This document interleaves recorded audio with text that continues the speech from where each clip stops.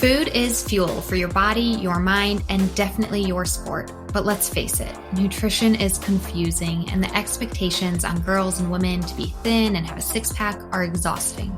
If you've ever been frustrated with your body, confused about nutrition, obsessed with eating healthy, or guilty when you don't, underate, overate, or overtrained, and overwhelmed with all the pressure, then this podcast is for you. Nutrition can be easy, you can take control of it, but it might start with letting go of control by asking for help and making a change. I'm Lindsey Elizabeth Cortez, sports dietitian and owner of Rise Up Nutrition, where I empower female athletes to overcome nutrition concerns and perform at their highest level, to stop being confused by all the mixed or harmful messages, and finally have confidence in your body as a fierce, fit, and fueled female athlete. Hey fans, so let's be honest with each other. Most of the time when you're listening to a podcast and then there's like these intros or there's these ads, you just like skip ahead, right? You're like, skip. Let's get to the actual conversation. That's what I want to hear. And I get that because I do it myself. So just being honest. At the same time, I do want you to know that the very few companies, brands, and products that I am advertising on this podcast, and it is a few, are because they're ones that I utilize myself, that I believe in, that I think contribute to the greater good of female athletes and female athlete fueling. But I do kind of I just want to do it differently. So what I'm going to try and do in these next few episodes, hopefully you'll pick up on it, is just present to you a company or brand that like makes sense based on the topic that we're talking about. And that way I'm not just like reading an ad script, which by the way, in all of our past episodes, all of the ad scripts are still my voice. I wrote it and I spoke it, of course, but I wrote it because I didn't just like read something that somebody sent me. I came up with that message that I wanted to share with you all about the product. But regardless, I just wanted to be a little more authentic and like relevant to the episode, right? So I want to share with you about how when I started my own business, I started using Practice Better. So Practice Better is my client portal and platform, and it can be for dietitians, it can be for other health coaches, nutritionists, just professionals who want to run a program. It can be a virtual program, which is what I do, or it can be in person as well. It's literally everything from your electronic medical charting, your calendar, you're sending forms to clients, like an intake form, or sending notes if you want to send them notes and documents and meal plans. If you need to do invoicing and billing, Practice Better does everything. And that's literally the name of the company, Practice Better. It's a way for you to manage your practice better. Obviously, we all know, like, gone are the days of, doing like paper and pen charting and keeping a locked file cabinet in your office. So much is done virtually, but one of the problems as you get into business, including if you are a dietitian or nutritionist getting into your own private practice, is that it's actually quite confusing with all the different types of platforms you might need. You might need a platform for a calendar, a platform for invoicing, a platform for HIPAA secure client sessions. That's just it. Practice Better does it all. It literally does it all. I can run my entire business on Practice Better. And I have been since Rise Up Nutrition's inception in 2018. I started as a sole proprietor and built myself up to an LLC S Corp, and I've done it all with the help of Practice Better. So I really can't speak highly enough about this platform. And if you are a health professional of any sort looking for a way to manage your business better, Practice Better is a great place to start. The sooner you start using it, the better, so that you can get used to it. Like I said, when I started my business 5-6 years ago, I actually had 0 clients, but I started using Practice Better so that everything was set up so that when that client walked in my door or sent me that email ready to start, it was a seamless transition for how I was going to operate. So in the show notes, you're going to follow the link. It's kind of a weird link, but it's the specialty link to get my discount.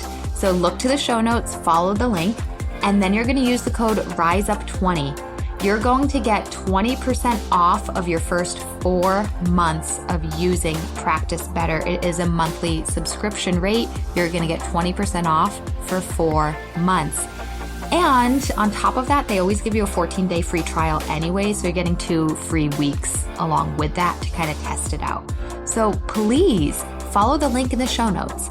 Practice Better, use the code RISEUP20, and I can personally vouch for it being a great place for people to start with your nutrition, health, or coaching business.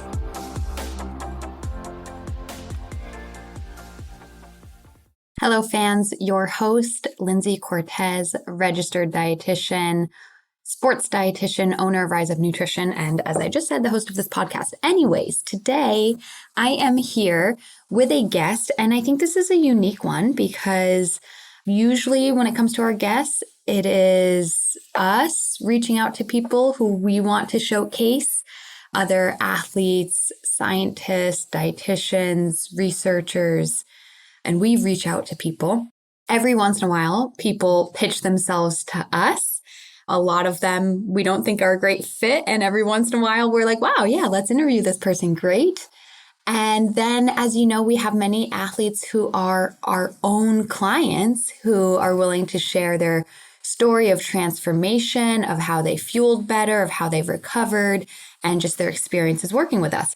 So today is unique because this is a current student athlete who is a listener and a fan of the podcast, who reached out to me via Instagram, sent a DM, and just said, hey, Lindsey, love the podcast. It helped me a lot in my own journey, and I would love to share my story with others.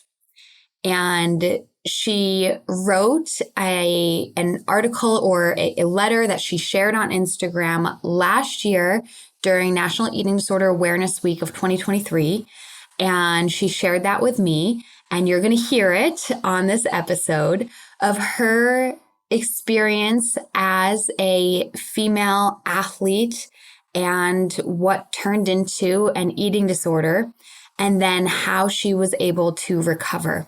And so I just want to be upfront. This is not a client of ours, but I think I was really touched and moved by 2 things. First, the fact that even somebody who was not a client, how listening to this podcast was part of her journey towards better health and happiness. And that means so much, especially for me during a time in my life where work is actually personally very, very difficult right now because of the personal circumstances of what's going on with my youngest son. I've had to step away from work quite a bit. And when I get messages from people like Megan, it's that motivation for me to keep things going because I know how impactful and helpful it can be to others. And so that was the first reason why I was really touched and moved by Megan reaching out, because it just goes to show how needed this type of content is and how it can help people. And so that felt good. But the second reason is I just thought, wow, how brave of Megan to put herself out there. She pitched herself, and for no personal gain either. I mean, we could argue that sharing your story can help you in your own recovery. So maybe there's a little bit of personal gain, but truly, she is doing this out of the goodness of her heart, that she wants to share her story to help others, to raise awareness, to be a part of the greater mission of helping other girls, women, and human beings to take care of their bodies and to not experience what she went through, or if they are experiencing it, know that they're not alone and that they can get better. And why would I ever stop somebody from that? Why would I ever? So I said, yes. I said, yes, Megan. Yeah, let's set up an interview. Let's hit record, and I will elevate your voice and share your story with others.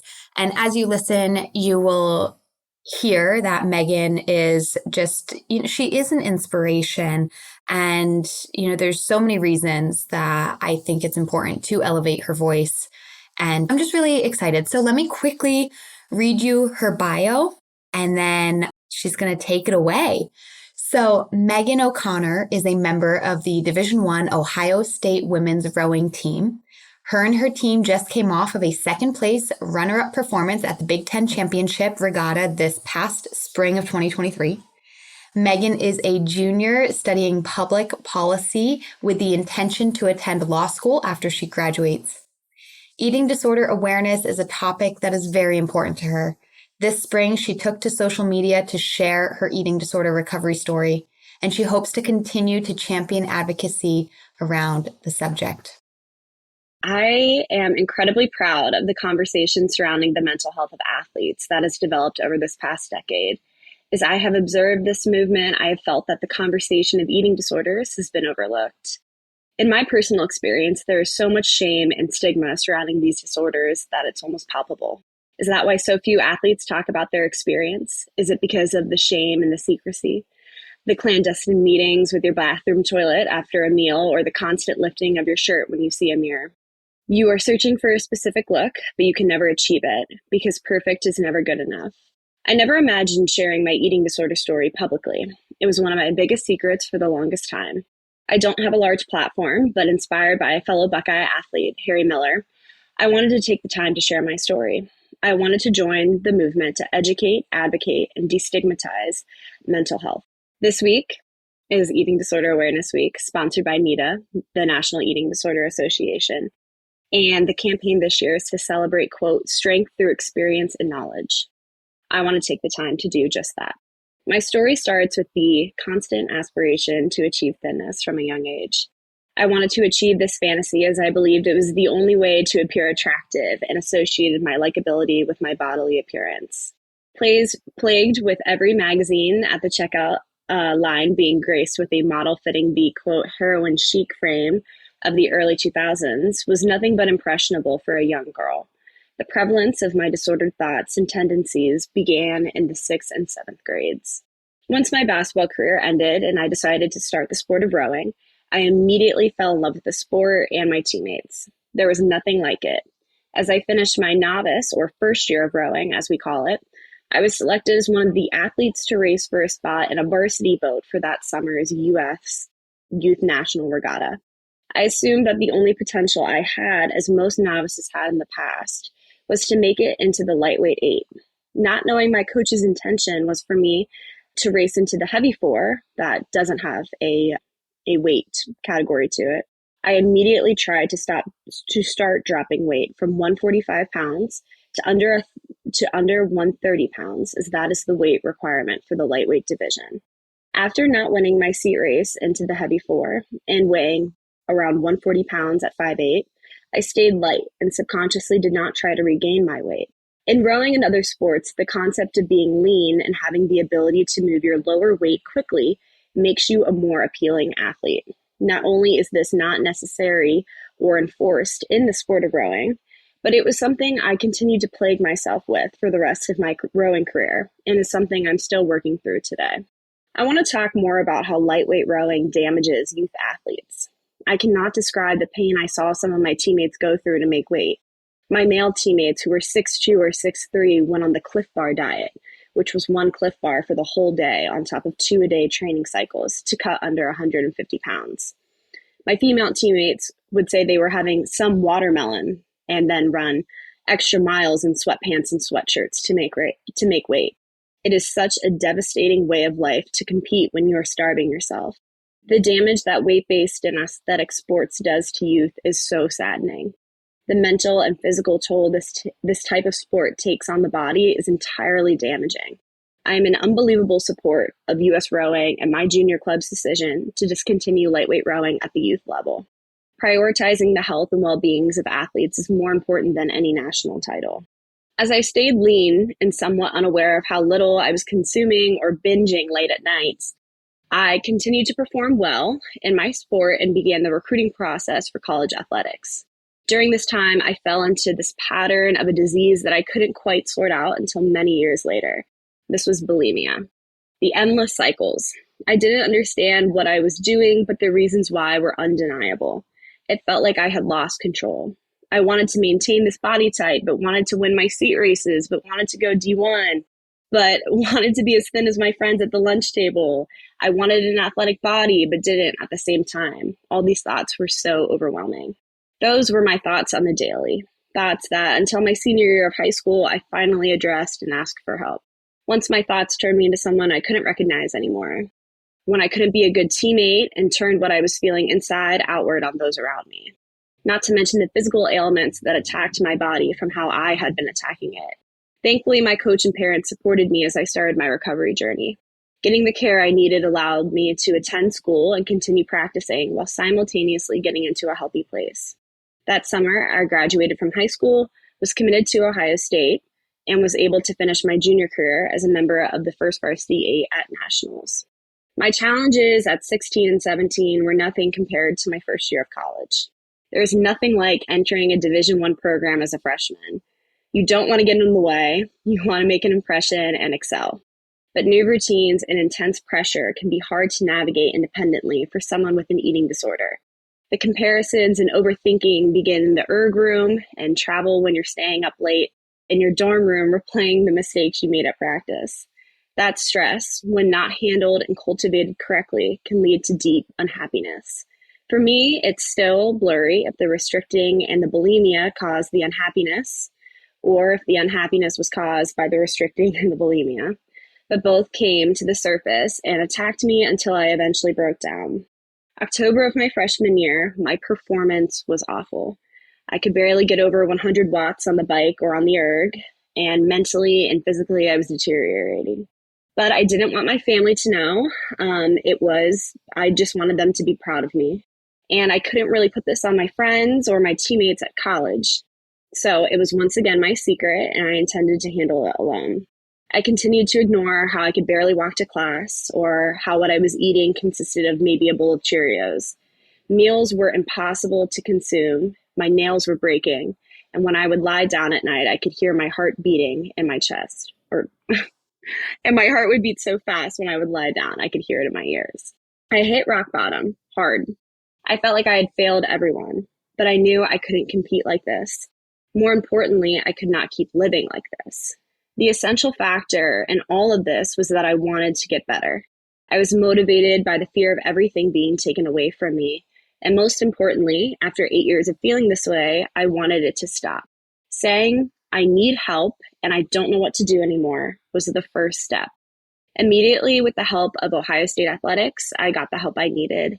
Entering recovery for a second time was not easy, but my family and my coaches were right by my side.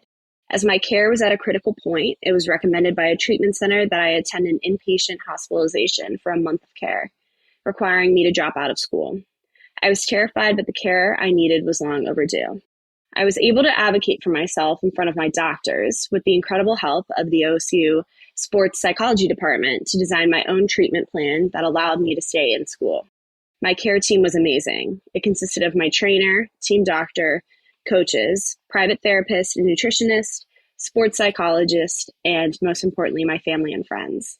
The endless support from those around me is what kept me going.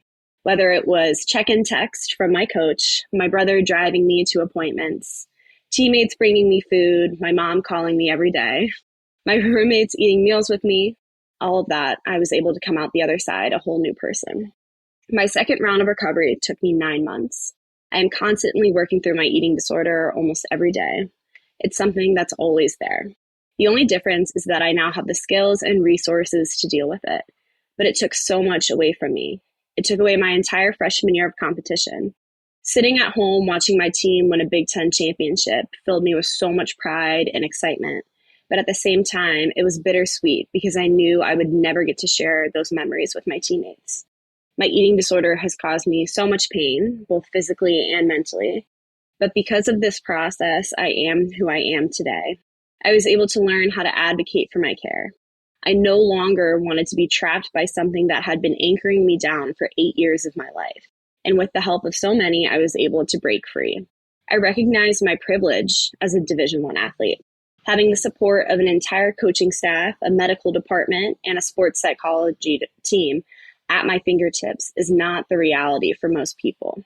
Therapy can be hundreds of dollars an hour, and those needing inpatient or outpatient care face thousands of dollars that insurance may not cover.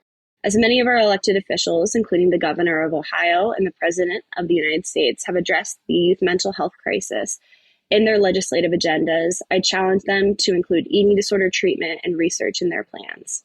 Eating disorders have the second highest mortality rate of all mental health disorders, according to the National Eating Disorder Association. But conversations surrounding the topic are still in their infancy. This deserves national attention and legislative action. There's so much complexity to eating disorders, but the human race shares so much commonality in how we perceive our bodies. The insecurities and circulating thoughts manifest in different ways in different people. And these are hard habits to break and tough cycles to cut loose. But as I shared my story today, I ask that everyone finds a way to continue to educate themselves on mental health. This week, during Eating Disorder Awareness Week, I ask that people take the time to read stories like mine to better understand a disorder that impacts so many. And with the combination of eating disorder, education, and research, I hope that I can spread a message that aids in this advocacy.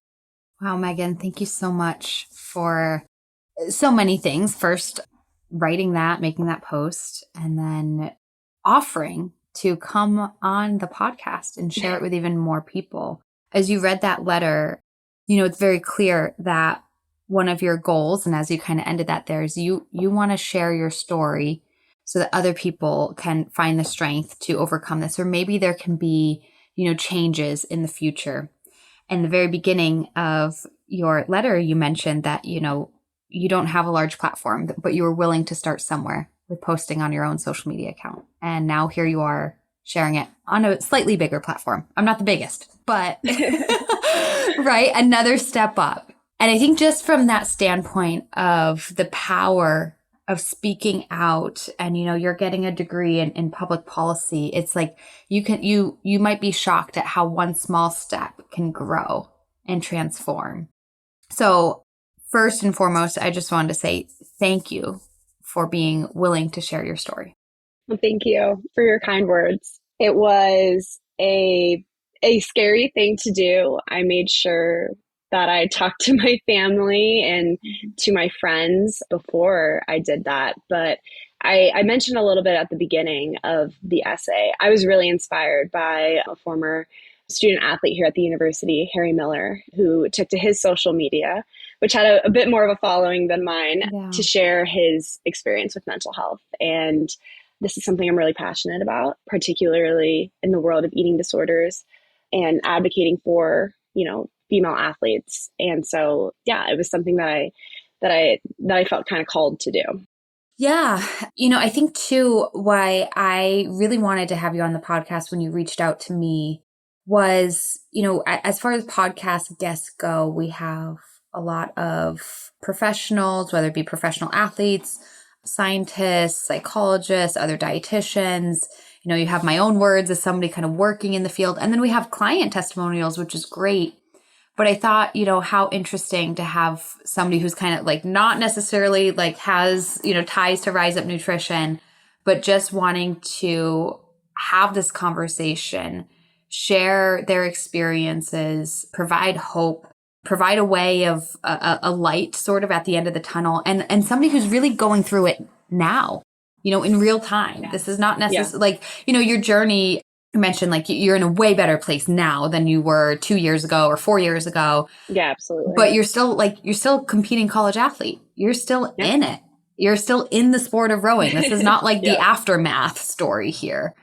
And I think that's really important because we talk a lot about with athletes, we're like, oh yeah, when I used to struggle, or, they talk about how things are on the other side of things. And you very much are still walking the walk. Yeah, absolutely. There's two parts to it. There's this, thing that I have that, is something that I am working through and something that I am, continuing to try and figure out and work through on the daily. But because I am a college athlete, because I am at, an amazing institution like Ohio State, I have all these resources available. And it's really important as a student athlete to be aware of your resources and to access them. First and foremost, I'm lucky to have an amazing coaching staff. I have a great relationship with my head coach, who's been really, really supportive of me through this journey. She was the one who recruited me to the team. So she was the first person that I met, with Ohio State athletics. But we also have a phenomenal sports psychology department. We have team doctors. The very first person I went to when I finally admitted I needed help was my athletic trainer. Yeah. And so having people that I felt, even this was October of my freshman year, so I hadn't even been there for that long. Yeah. Having this culture of people that I trusted and that were reliable and I felt safe, that was so, unique and important. And, I could speak for a long time just how grateful I am for Ohio State athletics because, with their help, I'm able to continue, being a student athlete. I was able to come back my sophomore year and be a part of a, Big Ten, team that finished runner up, instead of having to, end my career and take a step back, they let me do what I needed to do and come back and be a part of the team. Two really big messages there that I want to highlight is to utilize the resources available to you. There are resources available. I actually just had a client call a week or two ago with a freshman in college, and she's really struggling with all the changes and pressures of freshman year. And actually my radar was going off that it wasn't directly food related, and we were dealing with some anxiety and depression. And during my client session, I hopped on her school website and I was like, there's a you can call this number and book a session with a therapist tomorrow. Your university has a resource. And that's what I did on that session. So utilize your resources. And it's hard. When you're the one struggling, sometimes you need that other person to direct you to that resource or tell you the help. So sometimes it's just tell somebody, like you just told your athletic trainer. And then from there, then kind of the resources might show themselves or somebody might help you. And I always think back to one of the hardest moments in my life had nothing to do with eating or nutrition at all. But one of the hardest moments in my life when it was a secret I was keeping, when I finally told somebody, which was my parents, they made the necessary phone calls to get me the help. Right. So it's like, start with telling one person that you might trust or are comfortable telling. And then even just those simple words of, I need you to help me. Like I'm in this place. I can't get that. I don't know what to do next. And almost like hand that job off to somebody else and utilize, and then they'll find you those resources. So I think that's a big you have resources. And then maybe the next message here is for maybe any coach or professional or team or university that maybe doesn't have it all together like Ohio State does. Because you're right. You wrote in your essay, you did have a great support system and it's a big school and they have funding. Not every school is like that, but maybe even if a coach is listening to this episode right now, there's probably athletes at your school that are struggling with the same thing Megan went through, but they just don't have those amazing resources. So as a coach, maybe you can bring in a guest speaker from time to time or know who to outsource to or start talking to the school departments and get funding for some of these positions. It's a process. And I know that as being a sports dietitian at 3 different universities, and they all looked very different. And one of them, I was just a part-time contractor, 10 hours a week, but that's better than nothing. And that sports med department was trying to make sure that they had their resources available when these things arose. So I think those are two just kind of overarching messages I wanted to hit on more is utilize your resources. And then for a coach or somebody in charge of a department, build up those resources if you don't have them because they are needed. The mental health and eating disorder concern is happening in college athletes, whether you know it or not, whether you think it's a problem at your school or not, it's there somewhere. Yeah, absolutely. So I wanted you to read your letter too, and even as you were reading it, it almost brought me to tears right away in the beginning because it just, your line about, looking at yourself in the mirror or having that meeting in your bathroom with yourself. It really, I think it brought me to tears because I was putting myself in your shoes of what you were going through. And then it also, brought me back to the days that I struggled too. And I'm so far removed from that now. And yet it's when you say that, it really brings that image to life. And that's a scary time. Yeah, it is. Yeah.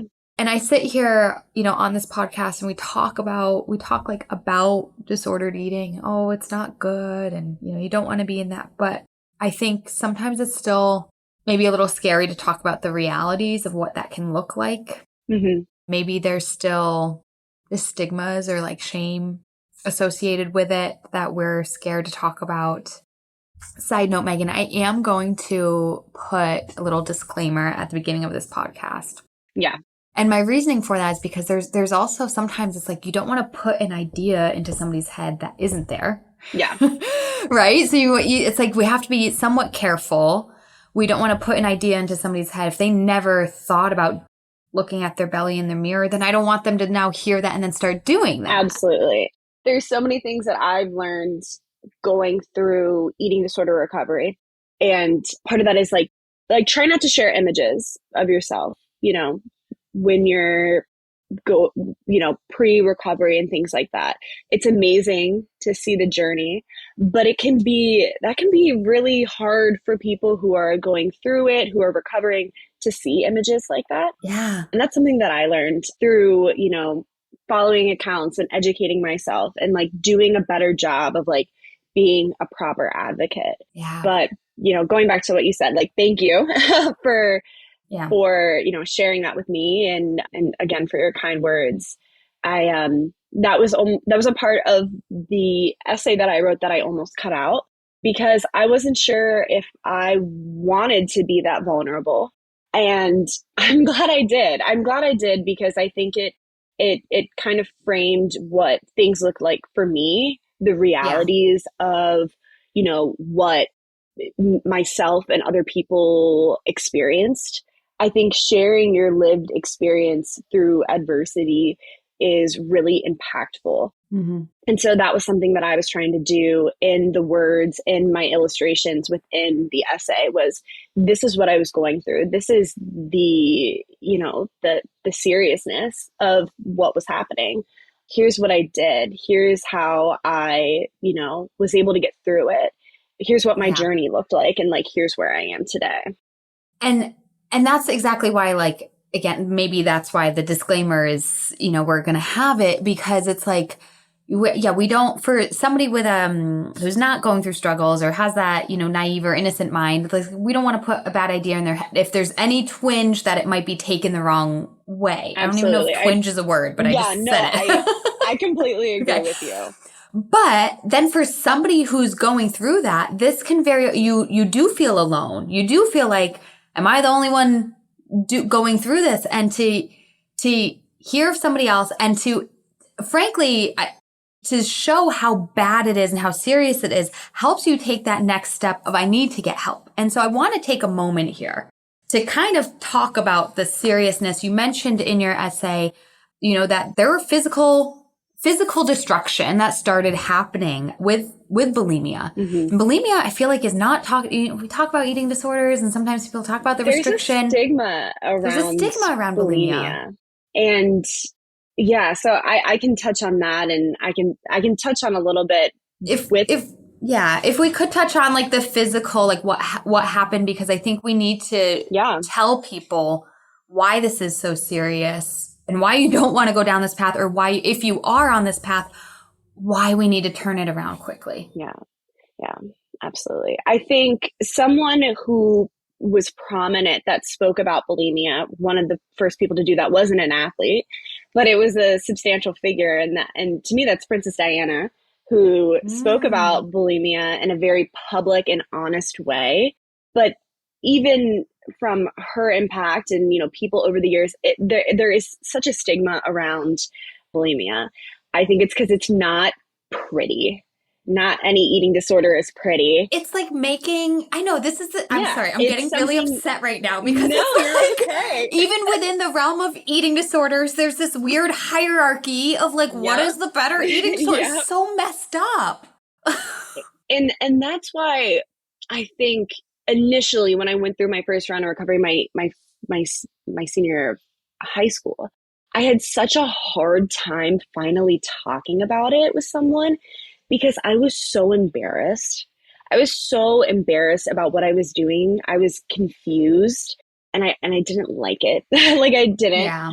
but Yeah. it was the common factor in, in it was this sense of control that I had.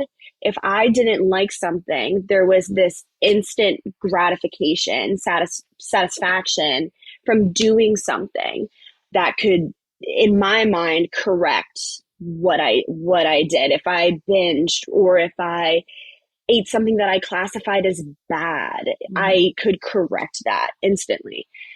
And so my freshman year was when this was really significant. I did struggle my senior year, but my freshman year, you touched on, changes in college and stuff like that. And to me, it was like, I'm a freshman. I am on this big team. Yeah. There are Olympians in my recruiting class. Yeah. I was like, I kept reinforcing to myself that I wasn't that significant. And with all the changes of college and, figuring out meals on your own and things like that, there was so much that I didn't really have figured out. And so the control in it for me was, my bulimic tendencies.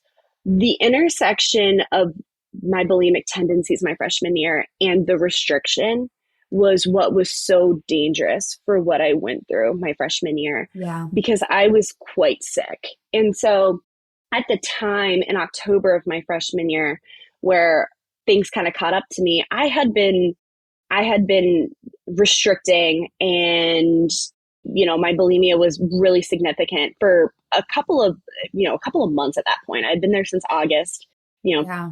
and it kind of immediately started. And so I was injured October of my freshman year. And so I was on we bike meters when you're not on the water or on the erg. And so I was biking, and it would take me like 2.5 hours to finish practice because my watts on the bike were so horrible, because not only was I not eating, but if I did eat, I would purge, because what kept on happening was I hated the feeling of being full. I kept telling myself I wasn't significant. I was injured at the time, so I felt like I wasn't good. I felt like I was, I wasn't going to amount to anything. And so all of this made me rely on severe food restriction and bulimia. And that made me really, really sick. So you asked about like physical ailments. So I was losing hair. I was losing weight, but also with bulimia, like you're binging and you're purging. So there's like weird cycles. But I was restricting, so I was losing weight, but not in a significant way, in the stereotypical eating disorder way. My performance in rowing was awful. I had a very, very hard time walking to class. There was a time where I passed out in my dorm room and I hit my head. There were some like very significant things happening. And it really took me until one day at morning practice. Before practice started, I went to purge. I hadn't eaten anything that night or that morning. And so nothing happened. Yeah. And I just sat there and cried in our boat room, or our boathouse bathroom. And I was just crying because I was just so frustrated with what I was doing, with my performance.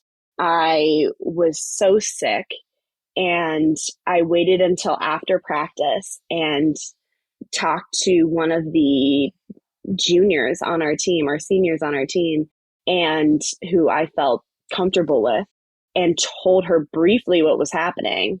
And she said, are you ready? Do you feel comfortable doing something about this? And I was like, I don't know if I can keep going like this. Like, I wasn't sure if I could keep, living at this That's point. a scary thought. Yeah. Yeah. Yeah. And so she was the one who took me to she drove me to our, athletic complexes, and I saw our athletic trainer. And from there, that day, that journey started. And so, it was an intense period of my life. Yeah. No one knew what was going on in my life. My roommate. Until you told somebody. Yeah. My roommate, who was and is to this day my best friend, when I told her kind of what was going on, she was like, I had no idea. Because when you're 18 years old, you kind of know that other 18-year-olds probably aren't going to know what to do with that. Yeah. And so I kind of, out of respect for her and for my other close friends, I was like, I don't want to put this on them. I didn't want to put it on my family either because I didn't want them to worry. And so I was kind of in this isolated spot where I wasn't sure where to go, what to do, who to tell, until I made that decision on the bathroom floor of my boathouse to reach out and do something about it, because it was that moment where I didn't know if I could keep going. Yeah. And again, I think too that hitting rock bottom is not something I wish upon anybody. At the same time, it's sometimes those life-changing moments that you have an opportunity to make a decision for yourself. And even if you don't know what that decision is, it's just try something different, tell somebody. Absolutely. And yeah, that comment about not wanting to burden other people, I totally understand where that's coming from, and I've felt that myself in my life, and I've heard that from other people too. But, I don't know, we don't, it's, first of all, it's not a burden to your family or friends when they love and care about you. Absolutely. Yeah. Well, here's the thing that your parents, they're your parents. They're gonna help you. They want you to be happy and healthy and thrive, and they will do whatever it takes. And I know that now as a parent myself. Yeah. There's no doubt in my mind. The consensus from everyone when I told the people in my life, my best friends, my teachers, my coaches, my trainer, my parents, everyone was, why didn't you, not putting shame on me for coming forward, but they were like, we would have wanted you to tell us, Yeah. So overwhelming support. Yes. Overwhelming support of we're here to help you. Overwhelming support. Yeah. So yeah, that's the funny thing. It's like where we don't want to burden other people, but other people want to be burdened if it's what is best for you. Yes. If I had a friend going through what I had gone through, I would have wanted them to tell me. And that's why I think on my team now, I really try and, if I talk to the freshmen, just, how are you? How are you doing? At the beginning of the year, I made sure to share our mental health resources with our team. Because I really want people to feel comfortable at those initial stages of whatever they're going through, to be able to tackle it rather than waiting until, rock bottom moment. Yeah, absolutely. Yeah. Yeah. If we can prevent those rock bottom moments, great. Or when they do happen, just having kind of those resources that we can quickly take those next steps. Mm-hmm. Yeah. And yeah, there's when you do start admitting I need help or somebody help me, there is overwhelming support from family, from friends, from professionals. I think as a little side note for anybody listening to this, if you reach out and you ask someone for help and they don't know how to help you or they're not supportive, it's just the wrong person. Try again. It's just the wrong person. Somebody out there cares. Somebody is willing to help. Somebody does think that you are worthy. And, so either you just, it was the wrong person, or sometimes the other reason I'm saying this is because we never know what's going on in somebody else's life too. Maybe there's a reason they can't help you because they have their own struggles, there's certain situations so that's where, again, you're going to, once you speak out, you're either going to get overwhelming support or try somebody else. Don't give up. Somebody out there cares. Send a message to Megan on social media. Send me an email. Please. Yeah. Somebody cares. Yes. And somebody's there for you, and somebody can help you take that next step.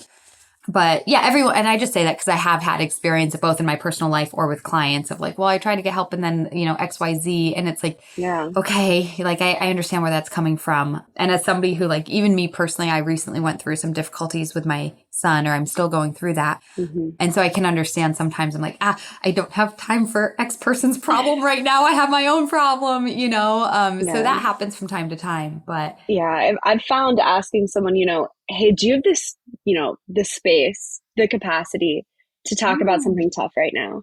And asking someone that kind of gives them the chance to say, hey, I'm really having a tough day. Can you shoot me a text later or something like that? Or do you just like move on, and find, someone else trusted that can help you?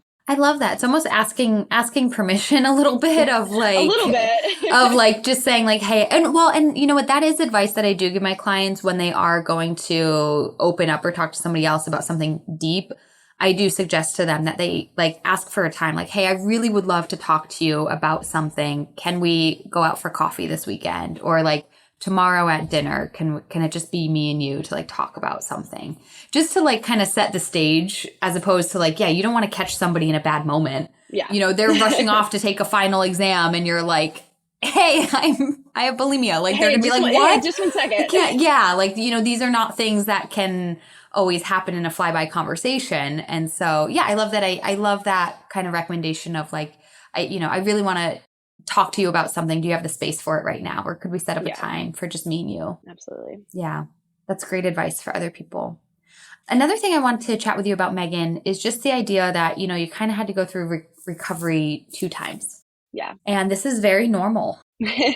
Just for people to know, this is very, very normal. And this is why I think people talk about eating disorder recovery as a journey. Because it's not always this one and done thing. With that being said, I don't want people to get discouraged.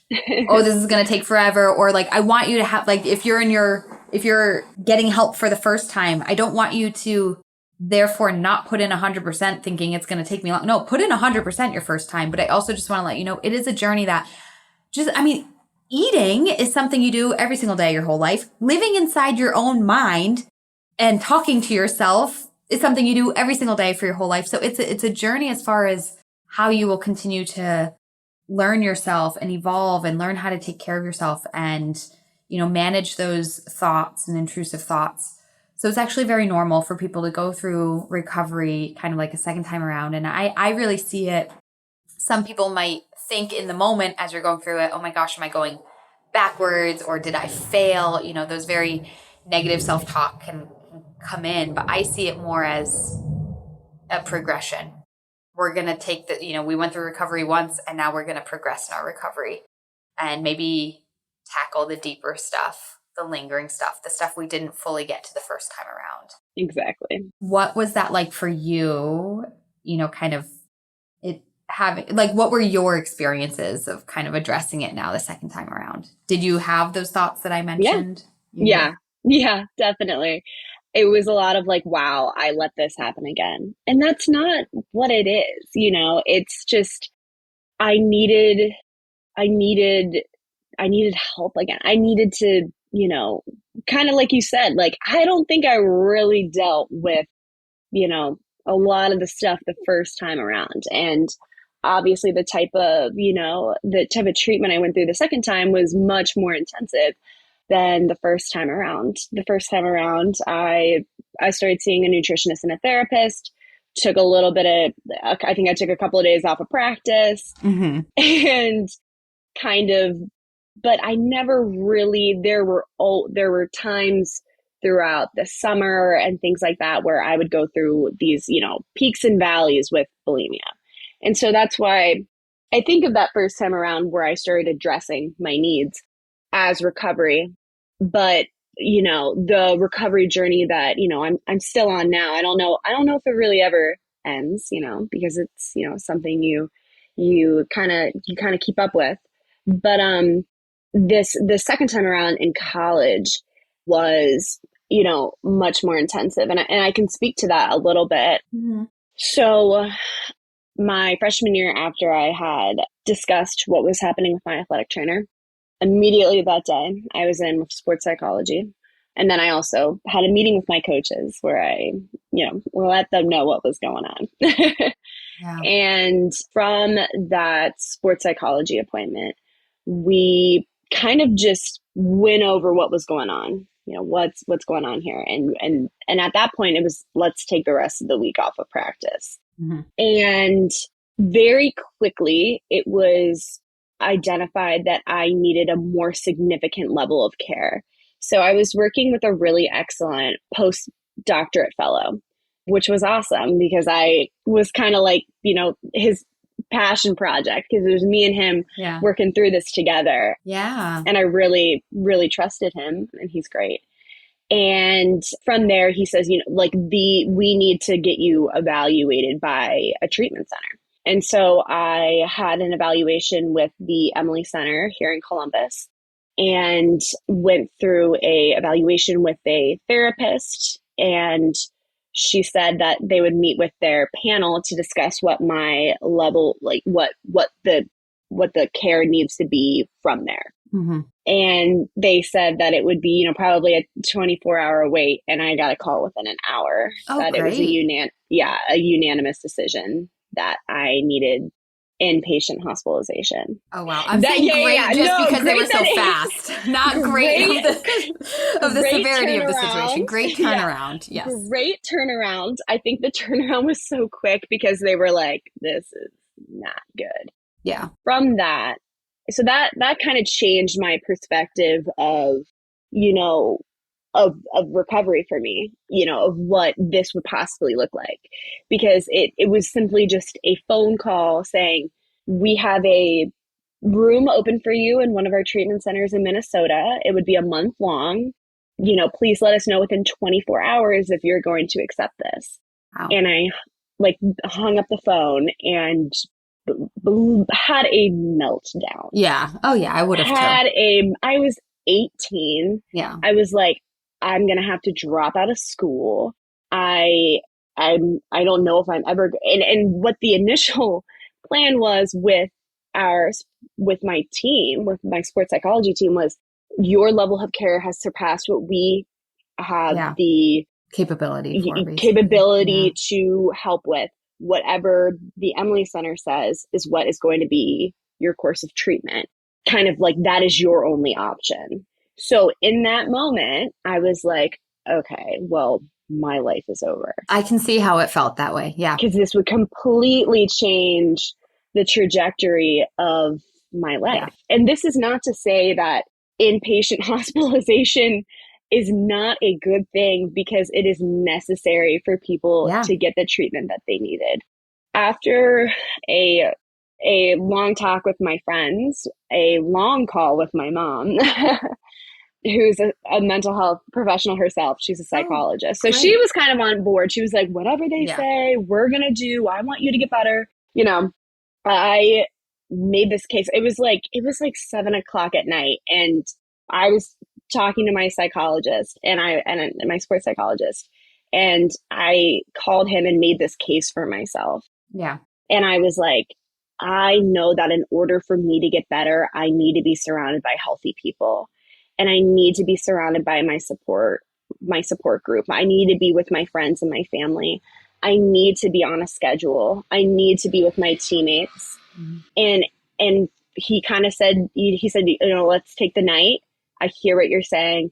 Let me talk to everyone else tomorrow and we'll go from there. And from there, I was able to advocate for myself and create essentially my own version of outpatient care with OSU Athletics, with Wexner Medical Center, and with, the people in my life. So my second round of recovery was, I really learned so much about myself. I was really proud of my ability to advocate for myself.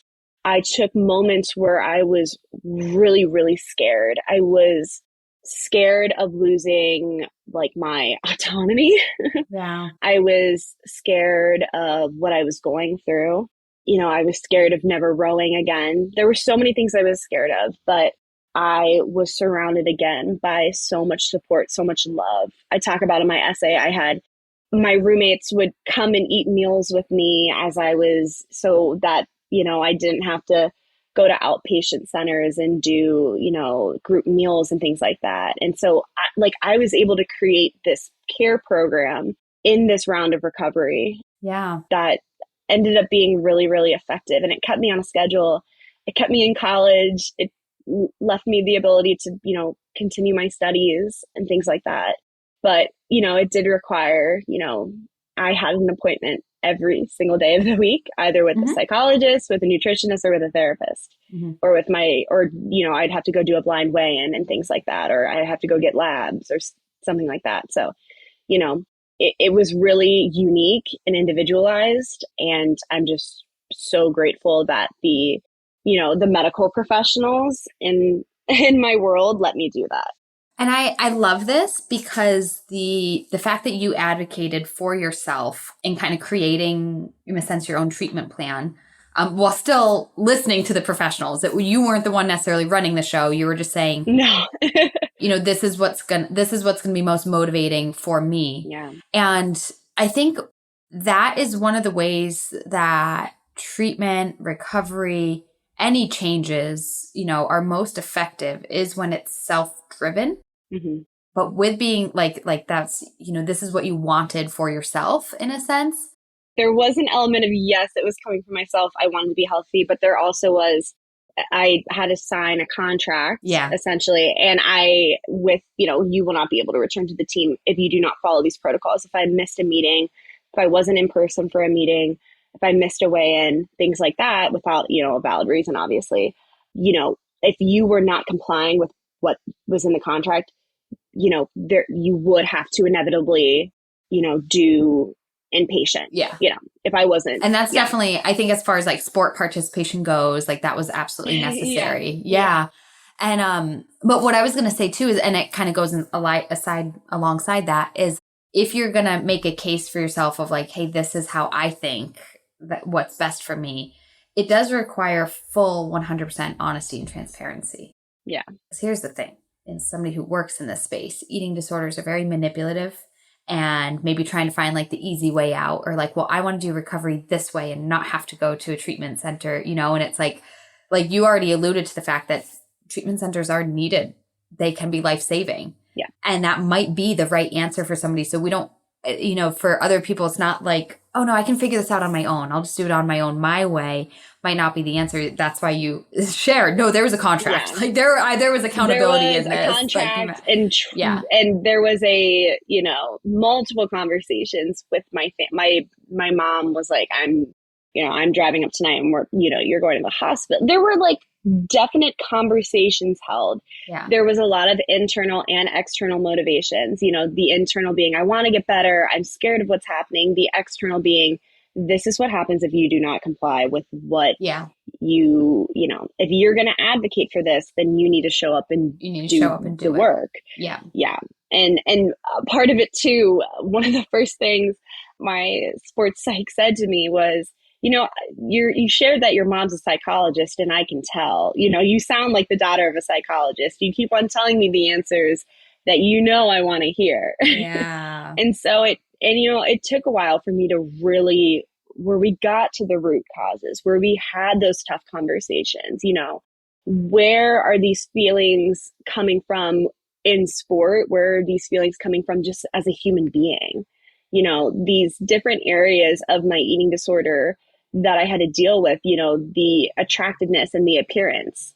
And also this, and I talk about in the essay, this, desire to stay lean and moving your weight at moving your lighter weight in a more efficient way. And so these two avenues that I was dealing with, sport and then, the athlete and the human, Yeah. Yeah. And my coach really reinforced to me through this whole journey. She would say to me, I want you to be okay as a human.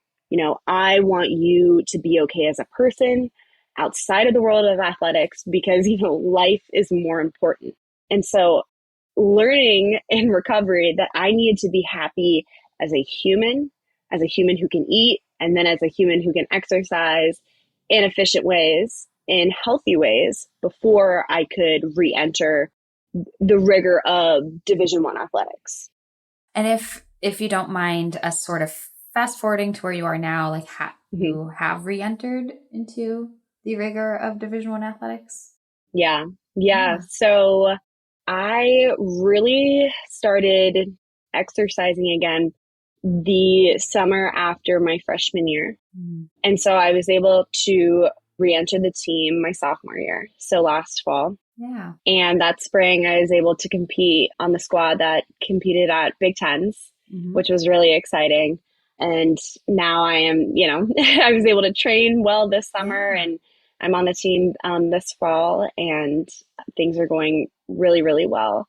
It's not to say that there aren't still struggles that I have or moments where, I feel really down about something. But, there is a light at the end of the tunnel. 2 years ago, so I actually just recently celebrated 2 years of recovery. Amazing. I could see, where I am now 2 years ago. I just think back to, 18-year-old me, and I'm really, really proud of the work that I've done and where I am now, and the skills that I have and the mindset that I have about certain things and the way I'm able to compete now. Yeah. Is really, really exciting. And so I would say that would be my message to anyone going through recovery, anyone thinking about if I ask for help, what's going to come next and things like that. And it's it will be hard. It's not going to be easy, but it's going to be so worthwhile to be in a healthy place. Life is so much better when you can go after practice with your friends and get ice cream and you just feel okay with that. Life truly is so much better when you let go of some of that control. And that was the hardest thing for me to learn, but definitely the most important. I feel like that was a great little summary. Usually one of my final questions is what's your final advice? And I think you just did it. That would be it, probably. You just did. And, I'm just over here nodding and smiling. And Megan, I am proud of you too. I'm very emotional today. You're going to make me cry again. I'm very proud of you too. And I've just, just met you, and it's refreshing to see somebody so young and so strong. That's really, really kind. Yeah. And, this is something you have done for yourself and your life and your future. And now I know, I can guarantee you are now impacting other people positively as well. And that's another reason that I'm proud of you. And you don't need to recover for other people. You only need to do it for yourself.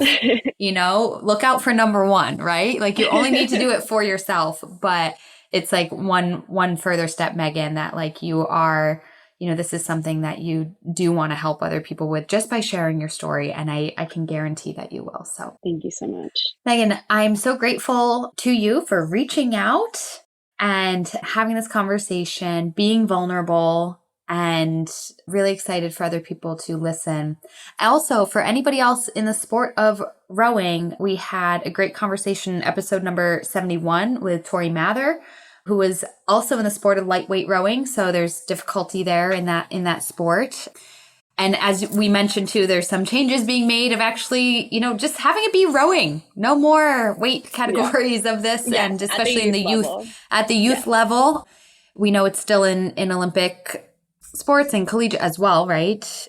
Collegiate, yep. Yeah. But at the youth level, I think positive decisions being made there. But it's something to still be aware. I mean, just because you're in college doesn't mean these problems don't exist anymore. So if you're in the sport of lightweight rowing or just rowing in general, this episode and episode number 71 might be helpful. So, Megan, you are not immune to our questions at the end of every podcast episode. You ready? Yes. If there's one food you could eat every single day for the rest of your life and never be sick of it. Oh my gosh. As a Cincinnatian, I would say Grater's ice cream and Skyline chili. Together? Separate? Probably, maybe in the same meal. Yeah. Yeah, one right after the other? Oh yeah. What's your favorite sport to participate in? Rowing, obviously, or basketball. Oh yeah, you played basketball. I did. Growing up, yeah. I did. Yeah. Awesome. How about as a spectator? What's your favorite sport to watch? I love gymnastics and I love skiing. Yeah, skiing, Lindsey fun. Vonn is one of my favorite athletes of all time. Yeah, I like her as well. She's inspiring in a lot of different levels. Yes. So kind of off of that, now if there's a female athlete you want to give a shout out to for being inspiring or role model, again, well-known or just in your personal life, who would that be? Oh gosh. So definitely Lindsey Vonn. I also love swimming. So I would say Natalie Coughlin, throwback to the 2008 Olympics. And then I just got to shout out the Ohio State women's rowing team. Those are a group of badass women who work so hard every day. Yeah. Such amazing athletes on that team. And you're one of them. So thank you for being an inspiring female athlete as well, Megan. Thank you so much. Well, everybody, thanks for listening. I really hope you enjoyed that episode. And if you did, if you are a true fan of female athlete nutrition, then I would love if you could support our podcast by spreading the word. Share a review on your listening channel, give us 5 stars. It really helps get the word out and get the show more views to positively impact others. Also, you can support the podcast by joining our Patreon. Head to patreon.com/femaleathletenutrition to consider a donation, or even better, join our membership where you get extra monthly content and perks. We don't want you to simply listen alone. We want you to be a part of a community and a movement of fierce, fit, and fueled female athletes. So patreon.com/femaleathletenutrition is where you can do exactly that, learn more, and join. A huge thanks to our affiliates and partners as well. Once again, Prevenix, Insight Tracker, Orgain, Practice Better, Jen and Carrie. Please go check them out, and their links in the show notes where you can get deals and discounts. Last, be sure that you do more than just listen. If you need help with fueling, it's time to take action. Head to my website to learn more. You can either book a free call with me to learn more about our coaching programs and how we can work directly with you, whether it's the fast track or otherwise. Or you can take our online self-study course, Female Athlete Nutrition. You can literally sign up and gain access right now. You can explore our downloadable products, including the Red S Recovery Guide, High Iron Fueling Guide. Or if you are a coach of a team, check out our brand new Coaches Toolkit for teams. You can also just learn more. We have a blog, a Red S quiz to see if Red S is affecting you. If you need help, I want you to get help fast. Too many girls and athletes struggle with nutrition, but you don't have to any longer. You can rise up with the power of nutrition, take action today in any of these avenues, and become fierce, fit, and fueled. Links in the show notes, and we'll see you next time.